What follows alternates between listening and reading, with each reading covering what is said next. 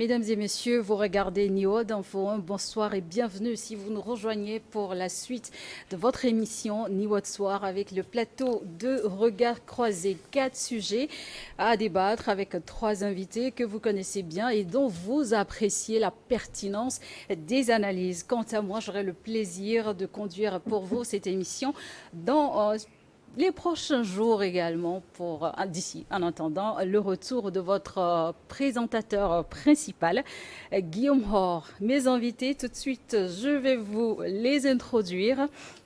Joakomi Telake, bonsoir et bienvenue. Oui, bonsoir Charlotte. Et Comment allez-vous? Je vais très bien et très heureux d'avoir encore de débuter cette semaine avec mes confrères.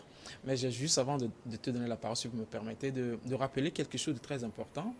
Et surtout, vous savez, en temps de pluie, quand vous prenez nos ruelles et tout, vous allez comprendre vraiment que vous soyez en véhicule ou à moto, c'est vraiment des difficultés. C'est le moment quand même de rappeler aux communes, surtout aux maires, ne serait-ce que de faire des raclages avec des caterpillars pour essayer donc de donner un peu de passage aux populations qui essaient de se chercher chemin. Parce que vraiment, c'est déplorable quand vous êtes très reculé de la ville et tout.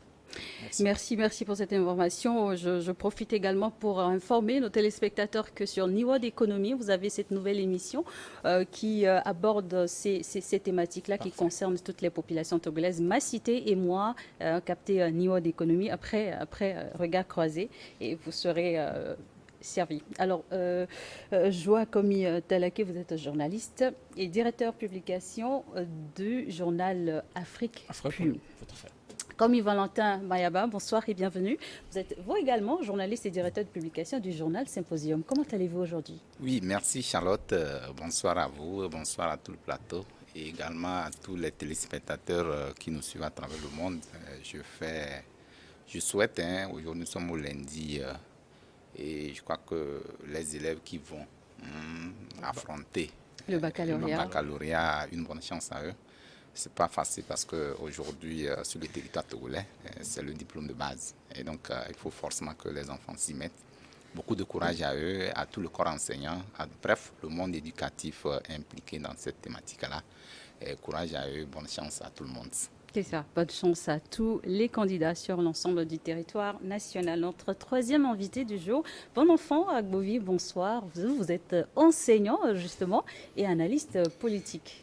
Oui, bonsoir Charlotte et bonsoir à mes co-débatteurs. Coucou gentil à toute la population togolaise. J'aimerais profiter de l'occasion pour dire quelque chose au monde sportif togolais. Vous savez que les préparatifs pour la CHAN arrivent et nous avons lu sur la toile que l'entraîneur choisi avait sorti une liste qui est en train de créer une polémique, comme quoi il aurait privilégié certains clubs, en l'occurrence l'ASCO, SK. Donc certains internautes se demandent si vraiment ce sont les deux clubs-là qui constituent notre championnat togolais. Donc j'aimerais appeler tout le monde au calme parce que c'est un entraîneur, on lui fait confiance. Et c'est après cet acte qu'on va commencer par le juger et le démolir ou bien le restituer. Donc que tout le monde fasse preuve de retenue pour suivre ce que cet entraîneur-là va faire. Merci. Merci à vous tous pour vos introductions. Vous aviez abordé des sujets très importants, l'environnement, l'éducation, le sport, le vivre ensemble. C'est ça aussi la force des médias, de la télévision, entre autres, informer, mais aussi éduquer et sensibiliser les uns les autres sur des sujets d'intérêt commun. Tout de suite, le premier sujet dans Regard croisé. Nous allons en Russie, où la rébellion avortée de Wagner, la Chine apporte son soutien à Poutine. Nous allons d'abord faire un tour de table. Alors, messieurs, une tentative de coup d'État en Russie contre le président Vladimir Poutine. Quelle est votre réaction vis-à-vis de cette information, Mayaba? Oui, en fait, tentative de coup d'État, oui. Parce que depuis quelques mois, on peut parler depuis quelques temps, quand la Russie, l'invasion russe, comme on pouvait l'appeler comme ça, la guerre russo-ukrainienne a commencé, nous avons vu les camps rangés et les camps rangés cherchaient à tout prix de faire des noms. Et devant cette situation, tous les coups sont possibles. Donc, il ne fallait pas quand même être trop naïf pour comprendre que ce qui s'est passé, je crois, récemment, avant-hier, n'était pas connu du grand public, non, parce que la Russie aujourd'hui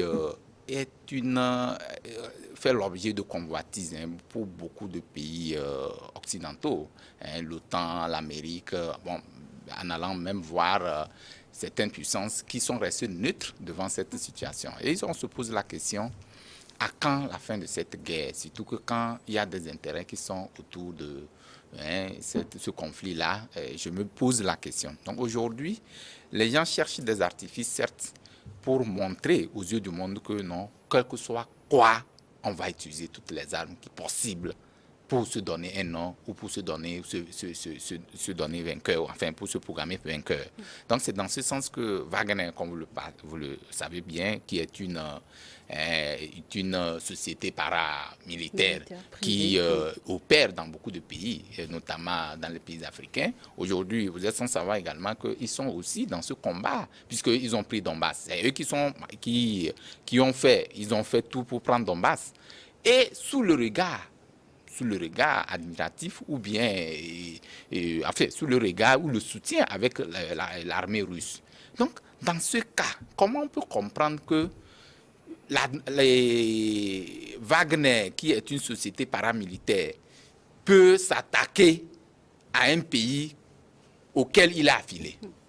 C'est la grande question. Donc, on s'est vu, on a constaté que depuis quelques années, cette société n'était pas en accord avec le ministre des Armées et puis le chef d'état-major, parce qu'il y avait une convention qui était signée où la Russie demandait à toutes les sociétés paramilitaires d'être sous le coupole de l'armée russe. Et donc seul Wagner n'avait pas signé cet accord, enfin n'avait pas pris ce décret en compte.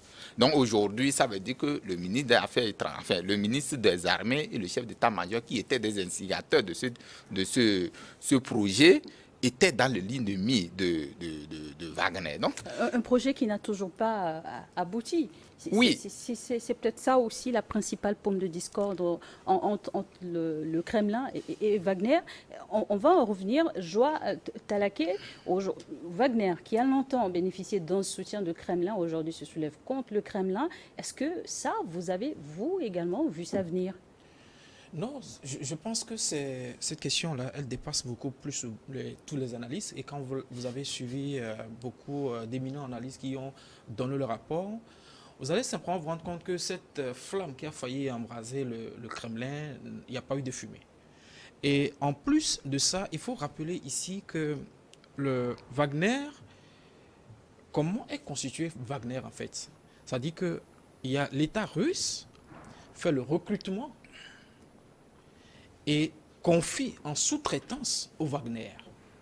Et donc le Wagner, c'est en quelque sorte, c'est l'armée russe en fait.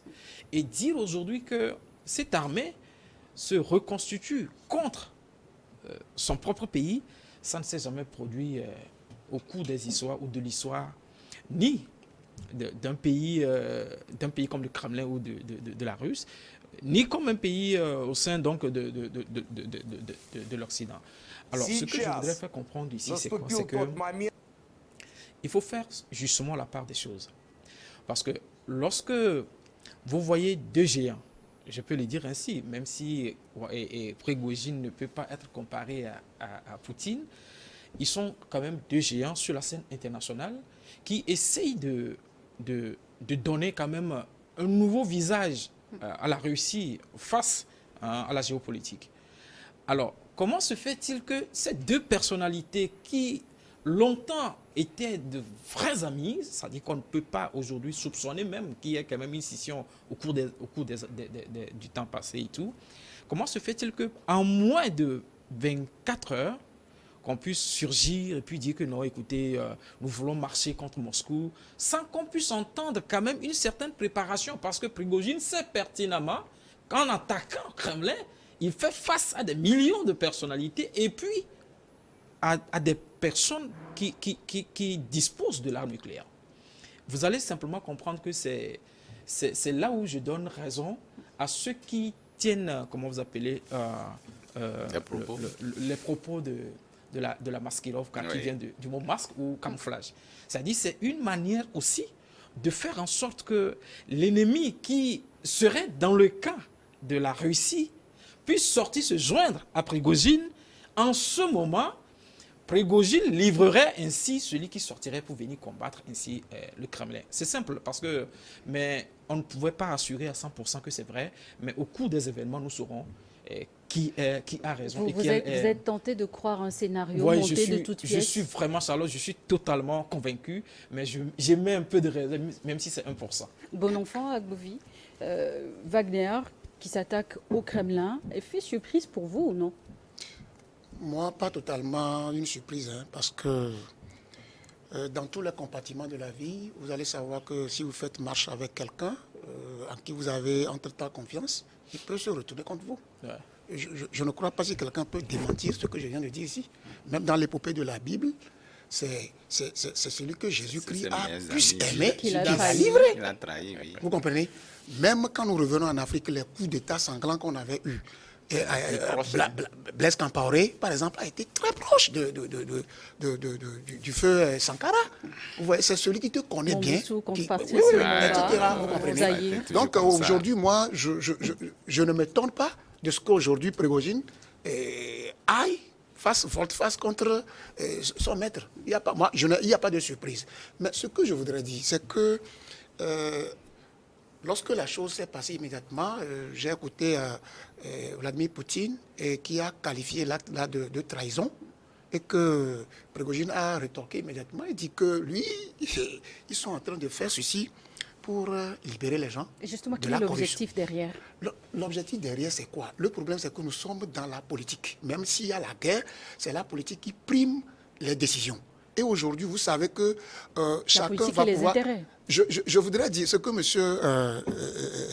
Joa a dit tout à l'heure, que Prigojine et, comment l'appelle-t-on, Poutine sont de très vieux amis, et alors ils ne peuvent pas, l'un ne peut pas, comment l'appelle-t-on, démonter l'autre. Moi, ça, je ne suis pas totalement d'accord. Parce que quoi? Parce qu'aujourd'hui, nous sommes dans le monde de là où, quand ça va bien, je vais. Et Prigojine aussi, quoi qu'il soit, un ami de longue date comme on l'appelle Vladimir Poutine, et il a dit que c'est les deux là qui sont des figures maintenant qui font couler les encres, qui font couler les encres. Mais je dis que Prigojine peut avoir une autre proposition venant d'ailleurs, parce qu'en Afrique, quand il y a quelque chose qui se passe chez nous, on n'arrive pas à dire que c'est nous-mêmes qui sommes des responsables. On tend toujours à dire que ça vient de l'extérieur. Je vous dis qu'en politique et en tout ce que nous faisons, Prigojine peut recevoir peut-être des propositions venues d'ailleurs, et quand ça l'arrange, ben il peut tourner contre son maître. Et il dit qu'il veut lutter contre la corruption, et contre le mensonge, et contre la bureaucratie. Et c'est ça, c'est ces trois mots-là qu'il a utilisés pour se défendre. Donc en tant que tel, moi je ne suis pas contre le fait que, ou bien je ne suis pas surpris du fait que comment l'appelle-t-on, Prigojine fasse forte contre son maître. Prigojine, dont mais nous voyons... nous suivons... Moi, je ne veux pas aller tout juste en besogne. Je suis analyste. Mon analyse me prouve que un subalterne, quelle que soit la relation qui le lie avec son chef, il peut se retourner contre quand il voit que la situation de retournement l'arrange. C'est justement, si vous permettez, c'est justement la différence entre les pays développés et les pays africains. La trahison au cours des histoires, ou au cours de l'histoire, lorsque vous étudiez la trahison, ça s'est passé qu'en Afrique, je peux dire, si par extension je peux toucher certains pays, ça s'est passé qu'en Afrique, avec le concert donc, de certains complotistes qui sont au sein de cette communauté. Mais dans les pays développés comme la France, les États-Unis, la Russie, l'Allemagne et tout, c'est difficile et très rare de trouver quand même quelqu'un qui fait partie d'une grande élite se tourner au moment où son propre pays est vraiment fait face à certaines situations très compliquées. Et c'est là où la responsabilité du patriotisme Voyez-vous, le patriotisme interpelle et prime sur l'intérêt politique et puis partisan. Et donc c'est ici, il faut rappeler ça, il faut toujours préciser que lorsque Prigojine a pris cette décision, elle n'était qu'une farce. Et que peu importe ce qu'il dira, peu importe ce qu'on peut mettre dans le dossier de corruption et tout, ça fait exactement partie aussi de son plan. Et il a même dit. Et donc je crois que c'est difficile quand même de voir quand même un Prigojine qui va s'insurger au moment où son pays, parce que l'histoire retiendra contre lui quelque chose. Au moment où son pays a besoin de lui, il juge utile de venir attaquer un pays. Donc, voyez que quand vous étudiez un peu, vous allez voir que non, que vraiment, ce monsieur, c'est un plan ficelé pour vraiment... Justement, et comme vous le dites, parce que cette attaque intervient dans un contexte de guerre, Russie contre la communauté internationale et Russie contre l'Ukraine. Valentin Mayamba, même si vraisemblablement, cela ne surprend pas beaucoup, et que Wagner aujourd'hui se lève contre le Kremlin. Est-ce que cette attaque, ce coup d'État avorté, était déjà voué à l'échec dès le départ, ou est-ce que ça pouvait véritablement aboutir? Non, c'était voué à l'échec, hein, parce que d'abord même, quand vous faites, vous jetez un peu le regard, vous allez voir que combien d'hommes Prigojine avait pour attaquer Moscou. C'était 25 000 hommes. 25 000 hommes. Contre l'armée russe, c'est pas évident. Ouais. Il y a un déséquilibre absolu, puisque quand vous faites un peu la part, vous avez vu que même l'autre avait pris 1500 ou 150 000 hommes, ils n'ont pas pu attaquer comment ils appellent ça là, un pays qui était en guerre là. Mais aujourd'hui, c'est montré viscéralement que c'était une mise en scène, parce qu'ils savaient véritablement qu'avec le nombre qu'il avait, ne pouvait pas atteindre l'objectif qu'il s'était assigné. Nonobstant le nombre, on est quand même dans un contexte où on est face à un Wagner qui connaît son adversaire. Au fait, je vais vous donner la parole. Je ne suis pas d'accord. Je viens jeter... Je ne suis pas d'accord. On va laisser Valentin Mayamba poursuivre. Oui. Je veux l'arrêter tout de suite. Attends, vous n'allez pas m'arrêter. Non, pourquoi moi je ne suis pas d'accord? Vous ne pouvez pas m'arrêter tant que je suis en train de dire... Je vais vous donner la parole. Vous aurez votre parole. Ce n'est pas le nombre qui compte. Ce n'est pas le nombre qui compte, c'est la stratégie. Non, monsieur Abouji. Est-ce que il n'a pas besoin de 10 millions de personnes pour déstabiliser Kremlin? Monsieur Abouji, nous ne sommes pas dans une cour de récréation. J'ai mon temps de parole, je vais essayer de parler. Non, c'était pour analyse. Valentin Mayamba, bon, voilà, je disais tantôt. Vous gardez la parole, malgré ces 25 000 hommes, comment vous pensez qu'ils pouvaient ne pas, parce que il n'avait pas la capacité, malgré ces 25 000 hommes. D'abord, même avec ces 25 000 hommes, vous savez voir que l'armée russe même est soudée derrière Poutine. Hein. Il n'y avait pas de déséquilibre, parce que l'armée, le chef d'état-major était déjà avec ses hommes. Il n'y avait même pas certains qui se sont ralliés avec Wagner. Ils étaient 25 000 hommes. Vous savez, et là où ils pensaient prendre, c'est des endroits où il y avait, comment l'appelle-t-on, c'est le quartier général. C'est le quartier général, mais aussi, ils avaient c'était des zones où on avait érigé des missiles pas possibles, où ils savaient pertinemment que là-bas, ils ne pouvaient pas prendre. Donc, moi, à mon avis, je pense que ça, là, c'est pour faire montrer aux yeux même de la communauté internationale, l'Europe en question, puisque ce qui me rend un peu triste, lorsqu'il y a un coup d'État dans un pays, la première réaction de la communauté internationale, c'est de condamner. Mais est-ce que vous avez vu un seul instant la communauté internationale condamner ce avant même la coup d'État? Communauté internationale, très rapidement, on va faire un tour d'étape. C'est la réaction de l'Afrique, puisque Wagner est annoncé dans certains pays en Afrique, quelles conséquences dirait sur ces relations de partenariat entre Wagner et les pays africains? Vous d'abord. Vous savez, avec Wagner, je vais rappeler juste en 3 secondes, si vous le permettez, quelque chose de très capital que les Africains qui nous suivent puissent entendre. Depuis en tout cas l'histoire, depuis que nous sommes nés et tout, nous avons vu que des chefs d'État qui essayaient de se révolter, de se donner l'indépendance et surtout de lutter contre l'impérialisme, on a vu, si on se tient à l'histoire, on a vu la neutralité et surtout l'intervention de la force française qui essaye simplement d'étouffer ces forces-là. Mais quand, à partir de 2011, avec le dernier événement survenu sur Laurent Gbagbo, et que avec l'avènement de Wagner sur, donc, je parle au niveau de la sous-région, Oui. dont je m'abstiens d'appeler le N'appelez, nom. non? Il y a exceptionnellement certaines interventions que la France n'a pas pu faire parce qu'elle était obligée de garder silence, parce qu'il y a quand même une force protectrice. Aujourd'hui, si Wagner, par exemple, se trouvait au Burkina ou au Mali, ce serait difficile d'intervenir et de dire que non, je vais le déloger, je vais créer des trucs et tout. Et vous allez voir que c'est une force qui nous protège énormément. Je ne dis pas que l'Afrique doit être continuellement sous des forces étrangères. Non. Mais il faudrait que nous, Africains, nous sachions que nous sommes à un moment donné de notre histoire, que nous allons prendre notre destin en main. Et permettre donc à cette puissance qui n'essaye pas de nous spolier, mais à cette puissance qui essaie de faire quand même des partenariats gagnant-gagnant avec nous, qui nous protègent, nous devons leur accorder donc une grande importance. Alors, Wagner, je reviens à votre question, Wagner dans nos pays d'Afrique, oui. C'est possible. Mais si cet événement qui vient de se produire dans les 24 heures qui vient de s'écouler était vrai, c'est là où nous appelons sincèrement les Africains à repenser nos politiques intérieures et extérieures ensemble. Ce qui vient de se passer avec Wagner, c'est un échec total.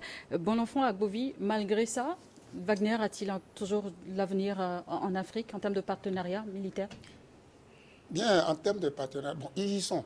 Aujourd'hui, si quelqu'un veut vicier, veut passer va tourner autour du monde, ben, nous avons débattu ici que les gens pensent qu'il y a Wagner, comment l'appelle-t-on, au Mali, Au Burkina, etc. Même si c'est démenti par les premiers responsables de ces pays, d'aucuns disent qu'il y a la présence de Wagner. Aujourd'hui, moi, la leçon que moi je tire de cette situation de Wagner, là, présent en Afrique, c'est que vous allez voir que si ce n'est pas une farce dont parlent mes co-débatteurs, et c'est quelque chose qui s'est vraiment produit, vous allez voir qu'il y a certains chefs d'État africains qui vont commencer par démettre leurs proches de leurs fonctions immédiatement. C'est la première réaction que certains font. Parce que lorsque tu as confiance en quelqu'un, immédiatement il se retourne contre toi. L'Africain, immédiatement, tous ceux qui sont autour de lui, et croyant qu'il pouvait le faire, on va les faire partir.